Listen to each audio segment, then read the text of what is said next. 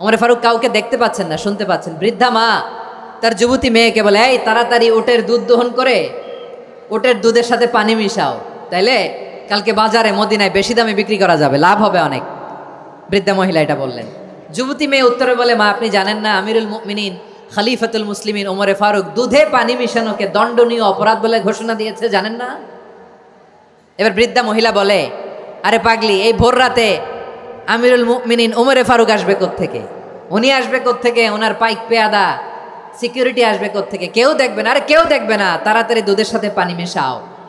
এই কথা যখন মা বলেছে, যুবতী মেয়েটা চমৎকার একটা উত্তর দিয়েছে। তিনি বলেছিলেন, ইয়া উম্মি, ও আমার মা, লাউলা রাআ উমর লা রাআ রব্বু উমর।